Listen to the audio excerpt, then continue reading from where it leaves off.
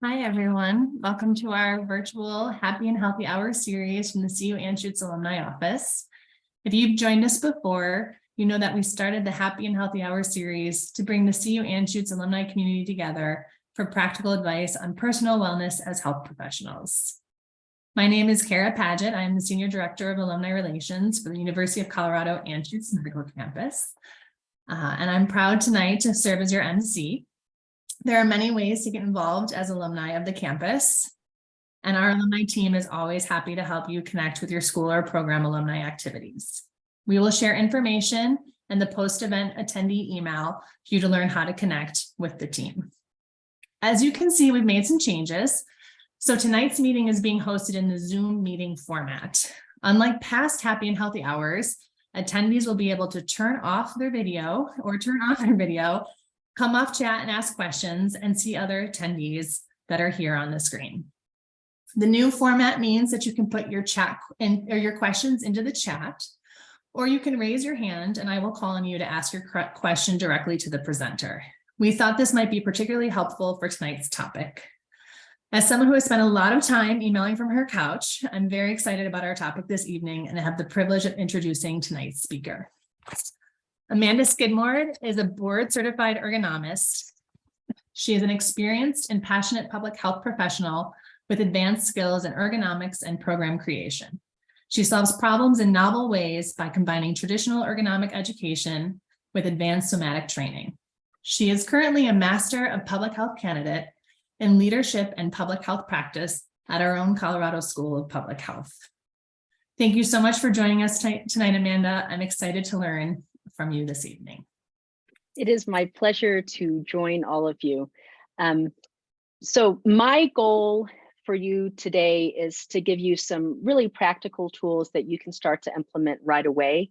And I want to help you find ways to adjust the ergonomics of your environment that can help you rather than just have them set up in what looks to be the right way or what you read on a blog or what is supposed to be the perfect way to sit at a chair or stand at your desk or sit and do work on your couch. If we focus just on this perfect ideal, usually most of us get lost in that translation. So let me tell you, this is our agenda for today. First, I'll just briefly go over what ergonomics actually is, and then we'll delve into some self-cues to improve your body awareness that can help you to establish new ergonomic and body usage patterns. Utilizing that awareness, then we'll do some ergonomic problem solving for different situations. I'll show you some pictures, but then I want you to also, throw me your questions. And then we'll end with more time for questions. All right. So ergonomics is the design and engineering of the human-machine system for the purpose of enhancing human performance. If we make that even more simplistic, ergonomics is really about matching your environment to your body rather than having your body be molded to the environment. So to be able to do this, we need to first think about how our bodies are able to function most optimally. Now, I'm going to encourage you to enlarge my screen after this one, because I'm going to take you through some exercises. You can keep your video on or turn it off, but I'd really love for you to participate with me as well. Okay, so if we look at how to set up the ergonomics of our environment to match our bodies, we want to be able to be using our bodies optimally. If we look at the pictures in front of us, the woman, well, the picture of the woman on the far left, she's obviously in a less than optimal standing posture. Her pelvis is going forward, her rib cage translates back, and then she rolls forward through her shoulders, her head goes up a little bit. This would not be a comfortable place to live in for a long period of time. Now, if we move to the center picture, this is more of what we think of as an optimal posture. And I would encourage you to rethink that, because this standing posture, while it looks good is a little hard on the body. And it's not something that you can stand like this when you want to present yourself to the world. I mean, and you can still make the decision to stand like this all the time, but to be able to maintain that position, either in standing or in sitting, you're pulling your shoulders back. And that's especially challenging when you're working in front of your body. If your shoulders are pulling back, you aren't able to rest on your structure to do some of the work for you, and you're just, it's not going to be sustainable for a long period of time, and it's harder on your body. So what I would encourage you to do is start to think of posture in terms of function over what it looks like. And to do that, it's good to look at a skeleton. So when we're standing, we'll talk about this in standing and in sitting. When you're standing, and you want your skeleton to be able to offer optimal support so your muscles don't have to work unnecessarily. You want to be able to have your weight over the whole foot. When your weight is over the whole foot, then it's able to offer support for your pelvis. Now, the pelvis is kind of like a bowl. And the pelvis, when it's in a neutral position, neither with your tailbone stuck out or tucked under, then that's going to give a better base of support for your rib cage. When the rib cage is relaxed into its full dimension, front to back and side to side, that gives support for the shoulder girdle. So a lot of times, I know it probably isn't as big of a thing here on the medical campus but people often think of their shoulders just as the back, but the shoulder girdle is really more like a yoke that sits on top of the rib cage. And when the shoulders can relax there, then that really decreases strain. And it also continues to offer a better base of support for the neck and then the head. But the balance in one part of the body is predicated on support from below. So that's something that we need to be able to pay attention to. And when we're thinking about that support, it's best to be able to feel it internally rather than move towards some outward ideal of what posture looks like, because how that support actually looks from body to body is going to be slightly different. So next, I want to take you through some self-assessment cues. I am going to adjust this down and move back so you can see my body. So as I'm standing here, again, these assessment cues are to help you start to focus on how your body's functioning rather than just how it's looking. The first thing, and this is, I don't want you to judge yourself, just be aware. And if you can stand up, that would be great. It would be helpful for you to be able to feel the effects of these movements. So when you're standing, you want to have your weight over both feet, but just notice what is your tendency. And then when you take a breath, if you are standing in a neutral position to where your weight is balanced up the body, then when you breathe and the rib cage expands, it's going to expand at least a little bit to the back, the sides of the rib cage, and the front. So notice when you just stand in your normal posture, so think of if you were standing at a standing desk, and you take that breath, can you feel that expansion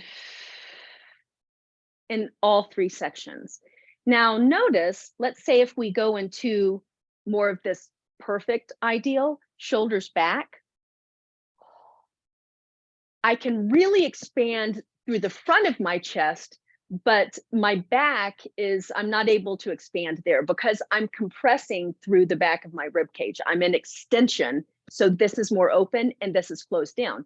If you notice, I'm exaggerating a little bit, but it's throwing my shoulders back. And so, especially if I'm trying to work in front of my body, this is not going to be comfortable because I'm both pulling myself back and trying to pull forward at the same time. Okay.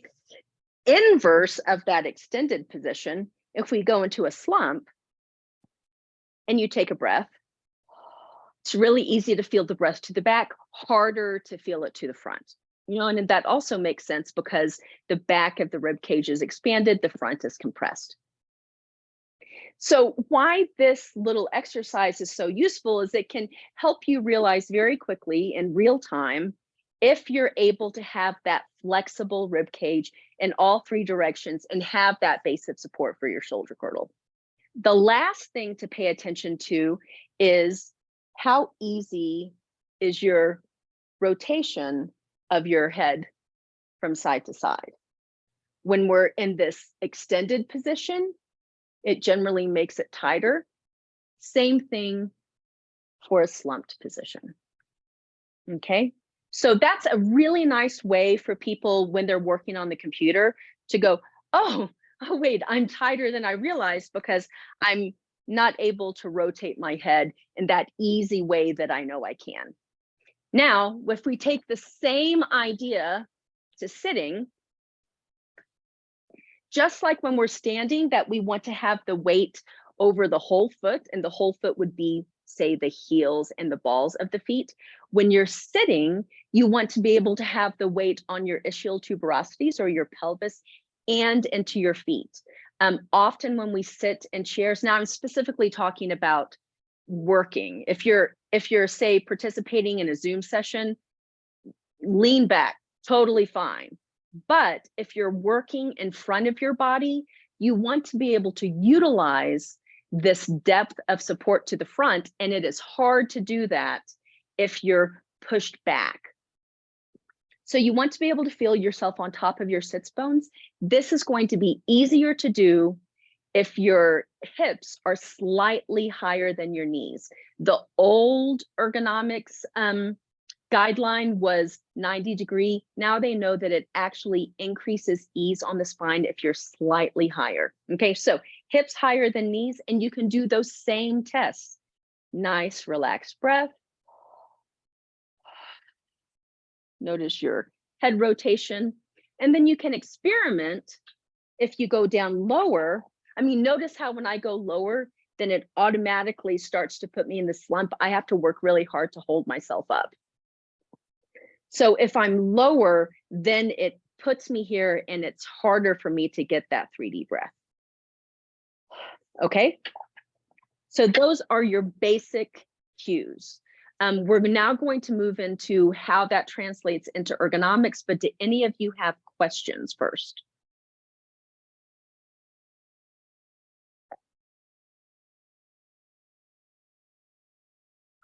No questions? Okay.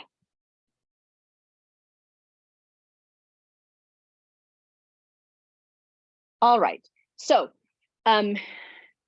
if we look at that, your basic ergonomic shortcut is to set your body up in the neutral position and then adjust the ergonomics of your surroundings to match it. Hold on, let me just make sure that I see the chat here. I just want to make sure that I'm okay. All right, so set yourself up in that neutral position and then match your environment to that position. General rules: when you're standing, you want to have your feet directly underneath you. If you're standing and your feet are further apart, that tends to decrease the amount of support for the upper body. When you're sitting, you want to have your feet directly underneath you and with your hips slightly higher than your knees, and you want to be able to transfer your weight forward and back. It's okay if the weight isn't totally evenly distributed, but you definitely want to be able to feel the weight in your feet and in your ischial tuberosities. The next thing, you want to have your arms sloping slightly downward with the wrists in a neutral position. I'll walk you through what that looks like. Shoulders relaxed by your side so you're not reaching forward or pulled back. And you want to have the computer screen 1 to 3 inches below your eye level. And then even if you have yourself set up in a perfect ergonomic position, you still want to allow for breaks. And even if you have that perfect position, let yourself go out of it. It's not anything that you need to hold. If I'm working on papers all day, I will stand on one foot from time to time. We want to allow for movement and ease in the body. So let me show you what this looks like. If I set my body, oh, let's see, let me lower this so you can see me better. Okay, if I set my body up in a neutral position when I'm standing, this is neutral for me, okay? So this is our perfect world scenario. For my body, my arms want to slope down here. This is where I would set my keyboard tray up in a perfect world scenario. If I'm up here, can you see that starts to shorten the front of my arms and it starts to tense these extensor muscles? If I can relax on the desk, that makes it a little bit better, but you really want to be able to maintain fairly equal length front to back through the arms. Then I'd want to have my monitor set up about here. Now, caveat, if you wear bifocals or trifocals, you may need to adjust to match where your line of sight is. If you spend a lot of time on the computer, I would highly recommend just getting a pair of glasses that are set to the power that you need for being on the computer, because if you're needing to make these kinds of adjustments all day, that's really going to have big impacts, not just on your neck and your shoulders, but the rest of your body. You know, you can see how everything responds to that. Okay, if we take this into sitting, use this. So I set myself up about here. This is too high for me. I would want to have a keyboard tray, if at all possible, down here. And then I'd want my monitor about here. Okay, so it all is about setting your body up and then matching everything to that. Now, what's great now is that you can easily get external keyboards and monitors to go along with laptops. I really suggest doing that. It doesn't cost a lot of money. You can even get little clip-on keyboard trays. You want to make sure that it declines this way too. With regards to chairs, chairs are a really personal fit. Often we try and sit to the very back of a chair. Some people are comfortable doing that, but if you sit to the back of your chair and you have really short legs like I do, then it can throw you back and then you're into that being back and reaching forward at the same time. So again, I suggest setting your body up in the most comfortable position for your body, and then padding up that office chair behind you. And honestly, I often find the best thing for this is to get a big bed pillow and have it fill in that space. And then you can be upright, but still lean back and have that comfort. Now, if you're on a Zoom call, you aren't working in front of your body, you can totally just relax back because you aren't doing anything, but you want to have your body oriented in the direction that you're working. Okay, now let me get some pictures up and we can problem solve through some of this. But first, are there any questions?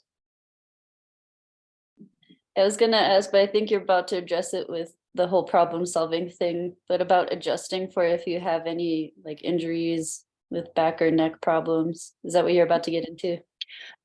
Not necessarily, but that is definitely one of the problem solving kinds of ideas. So what you need to be able to work within the confines of your body. And if that means that you need extra support in one area, or if, let's say that if your neck needs to be resting in a certain position, then that monitor gets adjusted to that position. And this is one of the good things about thinking of how your body's functioning rather than going for this is the perfect way to set up my computer. it allows you to change that setup based upon how you're feeling. So if you have an injury, hopefully that injury is going to ease over time, but you need to make adjustments for right now. At some point, you may not need those adjustments anymore. And when you're based more upon how your body's functioning, then this is exactly how I need to set everything up. It's going to make it easier to make those adjustments. So any supports that you need are great. We can get to this, these basic ideas of problem solving. This is the same idea of it. What is there any particular question that you have around that? Yeah, sure. Yeah, like I have a lot of back problems, and I broke Mhm. my C2 vertebrae, and I Ugh. had glue, this like biosynthetic glue put in my spinal cord around my T10 and T11. Mm-hmm. So my back and like my spine in general, especially around my neck, needs a lot of support. And I've mostly worked in labs where your Mhm. neck is sort of at this angle a lot. Yep. So by the time I get to Friday, I usually need to wear a neck brace because I don't really have any other solution for that. When you're working in the lab, are you doing hand work or are you doing computer work or a combination of both? It's mostly handwork, and a lot of times it's in a biosafety cabinet, and those are set to a certain height. So while some places I've actually had a ergonomics specialist come in and set like a chair up for me and all these other special things for like my foot and for my elbow and for pipetting and all of that. It's the neck, because you can't raise or lower the height of the bench. That's what the problem is. Is there any way, so you'll excuse my ignorance here, is there any way for them to add extra? I'm assuming that the extra height would be better so you aren't in this position with your neck. Is that what one of the things that's causing the tension? Yeah, I think that's what the problem is, because Mhm. the bench, you can't raise the bench, and like the height of the I guess we'll just call it the table. Yeah. And because it has the airflow system so that nothing gets contaminated out into the rest of the room. I can't exactly like lower my seat anymore, and the table can't come up any higher Why can't you lower your seat anymore? because that's as low as I can get it to go. Ah, The air system is like right at my elbow, so I can't really like put my arms on it, or it prevents airflow. It's a yep, whole, that's why they bring an ergonomics specialist in for people. But right. you And so can only do so much. so this would be one of, I can't speak to specifics, not actually seeing your situation. But when you're in ergonomic situations that you can't modify, that you've done all of the modifications that you can, and it's still not enough. This is one of the instances where micro breaks are even more important. So I've worked some with surgeons, and they're in different but somewhat similar positions where they can be in very tight held positions for long periods of time. And the one thing that has been universally helpful is taking micro breaks, because they also can't adjust the ergonomics of their surroundings often, or they're used to a particular way of doing something, and it's not worth trying to mess with that muscle memory when you're dealing with surgery. So the micro breaks become really important. And for you, it would be taking them as frequently as you can, every 5 to 15 minutes. And a micro break can even just consist of putting your body in that neutral position and transferring your weight letting your head relax and take a deep breath to where you can get that 3D breath that takes you out of, whatever held position you're having to be in. That would, short of being able to make ergonomic adjustments, that would probably be the most helpful thing. And then also when you know that your work takes you into suboptimal positions, then it's even more important when you're not doing that work to be smart about how you're using your body in other instances. So let's say if you spend 30 minutes in your drive back and forth to work, you want to make sure that your body is really supported in that car. Most cars really they scoop out to the shoulders, and they can put more strain on the neck, the shoulders, neck, and head.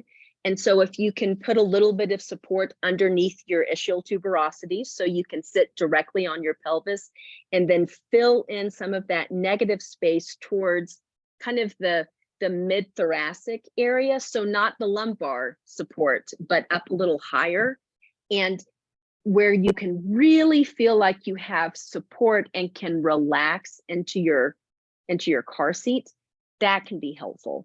But it may just end up being that you'll need to be really smart about how you use your body in other situations, taking micro breaks, doing all of the things that you can when you're in the lab, to neutralize the ergonomics as, wherever it's possible. Awesome. Does that kind of answer your question? It really does, mostly because the whole micro breaks, and then don't be in this position when I don't have to. Because when you're doing that so much at work, you start to like hunch like this when you're not even realizing it. So I think that would actually really help. Thank you. You're welcome. Yeah, it's super helpful. And it is really similar. Again, what your body has to do is similar to the surgeons that I've worked with, and who often end up, in this position because that's how they use their body and work, and then that just starts to feel normal. So that's where utilizing some of these self cues can go, oh wait, I don't have to be doing this to my body, but it just feels like it's how you should use your body because it's how you have for such a long time. Yeah. The only time I would take breaks before was when I was getting so into what I was doing, I would bump my head on the glass and leave. Oh my goodness. So maybe I'll set a timer or something. Yeah, micro breaks are great. And so for all of you, the what you need to think about with micro breaks is, it's not that it keeps you from getting tired at the end of the day, but it's more that, your tension is ramping up, and then you get to reset it down, and then it ramps up, and then it resets down. But so instead of starting here and ending here, you may start here and end here, and even though it's a little higher than when you started, or it still may be considerably higher than when you started, it's not all the way up here. And so it's easier to recover from that lower level at the end of the day. So yeah, micro breaks are huge, and they don't have to be some big choreography. They can just be stepping away, settling your weight over the whole foot, relaxing your body, and taking that 3D breath. I often, because it's kind of goofy and it's something that people remember, I'll tell them to do a little lab wiggle, like, how Labrador retrievers are just like, and if you think of that, if you stand and just kind of think of being just a silly lab, and you can do it smaller so people don't think you're crazy, but to just do a little bit of a wiggle, that can be a break. And it's 5-15 seconds. Okay, anybody else? I have a question for you. Yep. For those of us who spend a lot of time on Zoom calls where we're listening, and so we're not typing. I saw you say you could relax back. And, oh yeah. But what is the correct way, especially when you're talking hours, not a short amount of time, to sit and listen on a call at your computer? And I'll also go through, I have a couple of slides for the couch too, that reminds me after this one. I finally invested in a really great chair and it allows for a lot of different movements. It allows me to sit forward like I would on a stool, but then when I'm in a Zoom call, I can release it and then go back and just allow for movement. So there's really no right or wrong about how many hours you can, you know, spend reclining. But if you feel yourself kind of doing, you know, this, then maybe you need to have a slightly more supportive chair. But you know what I also do when I'm spending oodles of time in Zoom meetings, I have a couple of different chairs in my office, and so I'll turn. So I often do Zoom calls on my laptop, and I have my office chair on one side of my desk, and then on the opposite side of the desk, I have a more comfortable chair, and I'll just turn it around and sit in that more comfortable chair, you know, like an occasional chair kind of thing, with a nice pillow behind me during the Zoom calls. And then I may just take notes on a notebook or something like that. But I also will allow myself to stand. You know, I'm not gonna, you know, start hula hooping or something during a Zoom call, but allow yourself to have some movement. Does that answer your question? It does. Thank you. Okay, you're welcome. So let's look at these just really quickly. If we look at the larger picture of the woman close to the problem solving sign, so when I look at her, the first thing I see is that her feet are far apart. So that tends to push her pelvis forward. And can you see she's kind of almost like in a bow shape? So her pelvis is going forward, her shoulders are going back, and then her head is going forward. The monitor is really low for her view. And can you see there's no way for her to really be in a neutral position because she's matching her body to her environment rather than matching the environment to her body. The other thing, notice that there's an incline on the keyboard. And so do you see that her forearms here, those look kind of ouchy to me, like her wrists look very uncomfortable. And her shoulders are going back. I mean, there's just a whole lot of not great body usage here. But there's really no way for her to improve it without changing the ergonomics of it, because her body is molded to the setup here. The picture at the bottom in the middle with this fancy chair, this chair is probably very, very expensive. Now, this could be nice although I still think his head's a little forward. If you're on a Zoom call, you know, you can relax back. Notice how he's kind of sloping back through his torso. But if we think about having your body angled towards where you're working, can you now start to see how it might not make sense with his body's going back and then he's reaching forward? So he doesn't have any support for this movement in front of his body, and it's translating the weight going back and then reaching forward at the same time. So I don't like that one either. And then the guy on the far end here, the guy on the far end, in some ways he's okay, except, hold on, I can't see, there we go. So the monitor is too low. And can you see how he's, you know, kind of tilting to be able to look down? I would love for his forearms to be lower, but at least they're supported here. But his monitor definitely needs to be higher. I would say lower the desk a little bit and raise the monitor. The example up at 3 o'clock here, this guy, this is a nice example of how you can tilt a keyboard to match that natural slope of the forearms. A less expensive version of this is you can get a 3-ring binder and put the thicker part of the 3-ring binder here. But that's predicated on having a desk that's low enough. Okay, now the couch's office. This is definitely not a perfect world scenario. I definitely sit in this non-perfect world scenario all the time myself, even with my very comfortable chair. So let's look at a way to make this, you know, while not optimal, at least not as suboptimal. So a good friend of mine did this for me. This is the way on the left-hand side. That's how she would sit if she's working on her computer on her couch. So she's, you know, kind of curled around it. Can you notice that, again, her back is going further back, her pelvis is curled underneath her. She's kind of in this position. All right.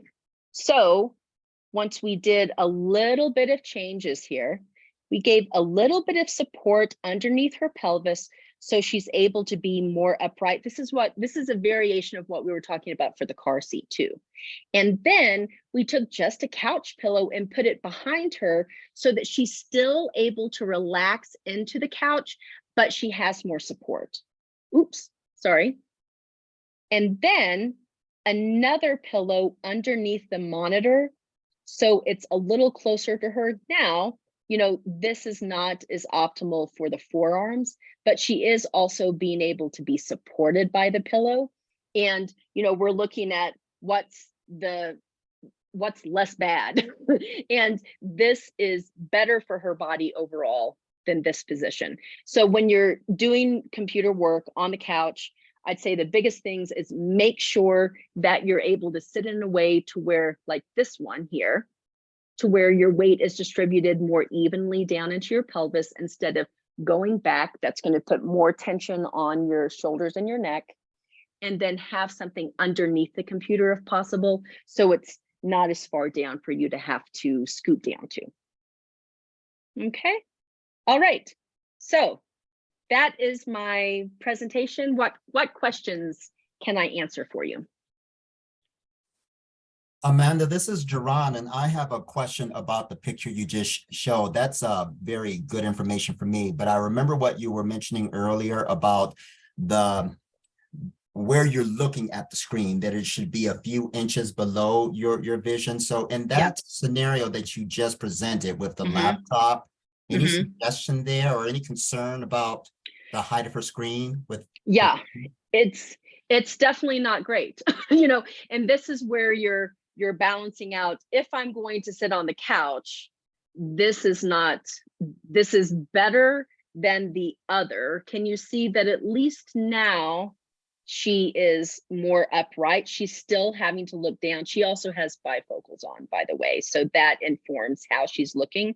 If I were to make this a more optimal scenario, I would put the I would put the monitor on a stand, maybe just right in front of me. You could even use a music stand or something that you can adjust and have an external keyboard.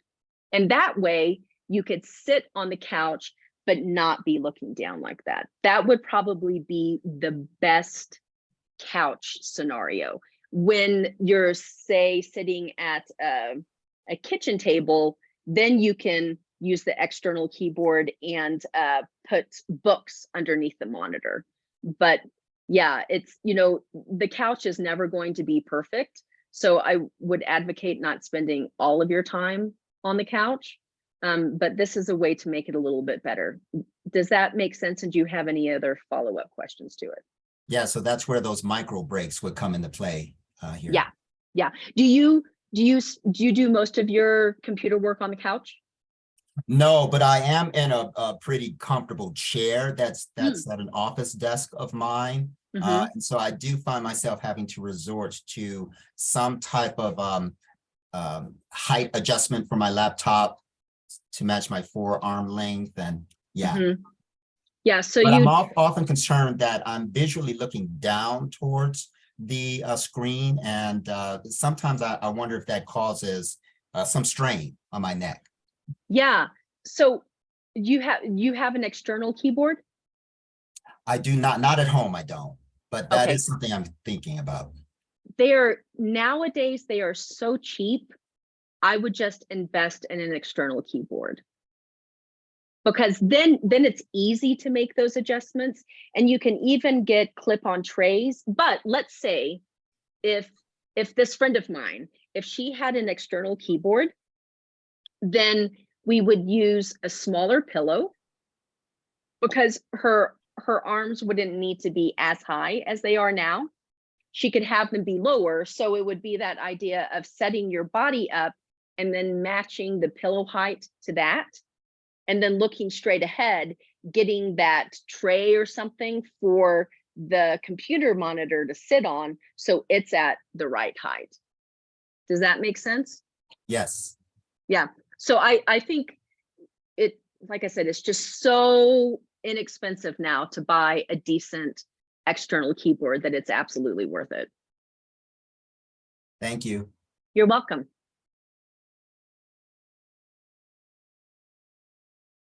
Anybody else?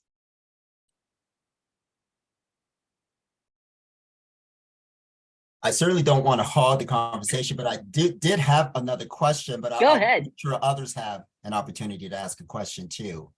But if there are no other questions, I do have one I wanted to follow up on with regards to your suggestion about getting a pull-out tray to put your keyboard on. Yes. I do have one of those at work, but I often find that I think I might be lacking some forearm support. So sometimes I'm using the chairs, the armchair Yeah. for that support, and other times not. Any suggestions there as far as what's good forearm support?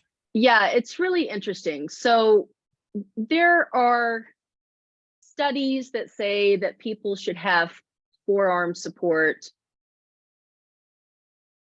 and I'm not terribly sure if that's true. I think it's more important that your arms, or your forearms specifically, be able to rest or slope in a neutral position. So if I had support, maybe starting here, with the tray. So you'd want to have a tray that's deep enough to allow the keyboard to be a little more forward. So let's take a look at this again. So let's say if I were here, I'll stand, just because if I sit, it's not high enough. So I would want to be maybe here. Okay, so my forearms are supported, and then it would be important to have a flat keyboard. A lot of the keyboards are angled up at the end, and that is going to be counterproductive. You want something that's able to be flat. You also don't want something that's a lot bigger where the wrists are too, because that's going to throw off that angle. But thinking about, relaxing your body, putting it where it wants to rest, and then adjusting the keyboard tray to match that. The problem with using the arm supports is you're really dependent on the arm supports being able to match where your body needs to be. So if they put you here, I'm going to exaggerate. If they put me here and my shoulders are not able to relax down, then that is counterproductive. You want them to be able to allow your arms to be here, and a lot of the arms on office chairs don't support that position. Is that helpful? Yeah, thank you for pointing that out. I do see that that's where I find what I find myself doing to overcompensate. It does cause my shoulders to hunch because I'm using those armrests. Yeah. So I go, look and see if there's any way to lower them a lot. See how low they can go, and then see how deep you can get of a keyboard tray. And they make some that are quite deep, and you can pull out, and let's say, your desk is here, and then they can pull out to be very close to your body. Okay, but you'd want it to be able to come out from below and then raise up to match where your forearms need to be. And some of that may mean, a slight adjustment of how high I end up sitting in the chair if I want to be able to get to that position. And that's why it can be so helpful to have those self-awareness cues to go, okay, if I'm sitting in this position, am I still able to stay relaxed? You know, rather than going, this is how I must set it up because everyone tells me this is right, and then being really, really uncomfortable. But you want to go, okay, so where do I need to be for my forearms to be able to be relaxed? How does that interact with the height of the desk? What, you know, are there other adjustments that I can make? And also really make sure to then adjust your monitor as well. So I have my office upstairs. I have a very fancy system where I put 2 textbooks underneath my monitor to get it up a little bit higher. And then I bring it all the way down and it's still a little too high when I'm sitting. And so I take the 2 textbooks out, and that's, you know, my adjustment. But just really being aware of how the ergonomics impact your body in real time can help you tweak things to make them work best for you. That's great. Thank you. You're welcome. Anybody else? I have a question, kind of. Yeah. I don't know, maybe it's more of a mental question, or it comes back to like micro breaks and stuff, but for people who work from home, or I guess are like me and trying to find a job at the moment because they're unemployed, would you say it's probably healthy to switch up environments, maybe going from the couch to a desk to like, well, it's based upon, like you said, kind of an emotional, mental thing too. So me being, you know, such a brilliant ergonomist, I like to sit on my couch next to my dog who drapes herself over me, and it causes very poor ergonomics, but it makes me happy. And so I sit there for a while, and then I'm like, okay, let's work in our actual office, and that's helpful. But I also know that I like sitting on my couch with the dog draped over me. But if my forearms start to hurt, I know that's why. You know, so it's just kind of being aware of your trade-offs, and knowing what your best world scenario is for your ergonomics, and then go, but I'm also working in these other aspects, especially when you're working from home. You know, maybe it would be nice to sit where there's different light for a while. But I think if you have that keyboard that's separate from your monitor, that makes it a lot easier for it not to wreak havoc on your body too, you know. But maintaining some curiosity. Yeah, I guess I was just wondering more if it was more of a mental health thing, or if like ergonomically it was more productive, I guess, to be in an office in that proper position, or Totally personal, or in a more comfortable type position. Well, the comfort would be, I think you would determine your own comfort, you know. So if the comfortable position also, if the emotionally comfortable position also wreaks havoc on your body, then it may not actually be as comfortable, you know. So it may be that when you're watching a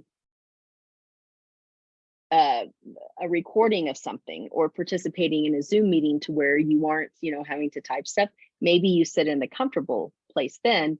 But then if you're working on something where you really have to focus, you move to more of your work environment.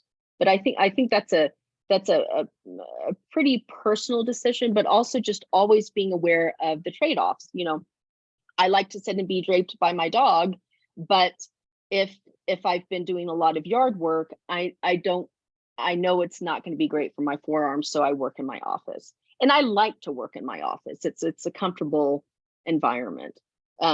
So maybe it's the question of, can you make your home office a nice place that you want to hang out in too? Yeah, because there was one job I was interviewing with, and it made me start thinking about what I would do if I set up this one room in my house downstairs as a home office. And I was thinking about how I would want to set up a desk, and I would probably want like a little couch there. So like you set up not like a proper setup on a couch like you showed, where it's basically a desk on a couch. And then you also have your desk setup, and both, it seems like you have a comfortable way to set yourself up. Yeah. I guess I was So wondering. part of the thing is, they're in the same room, like it's the same environment, but Mhm. it's like one probably better than the other. But I guess like switching back and forth, it just whatever is more comfortable is.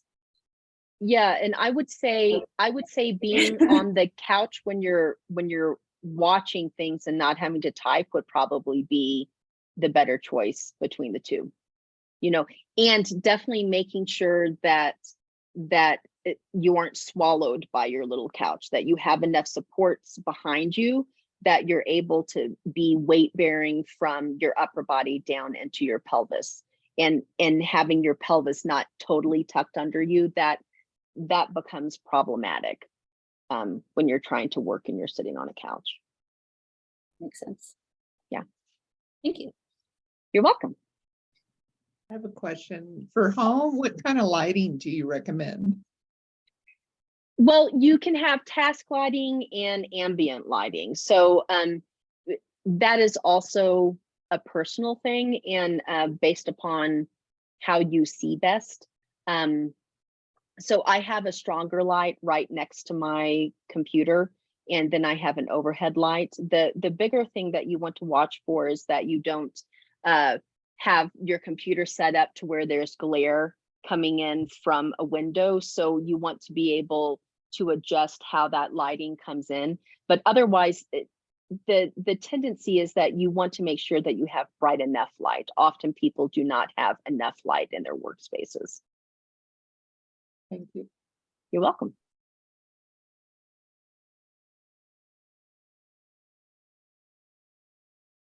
Anybody else?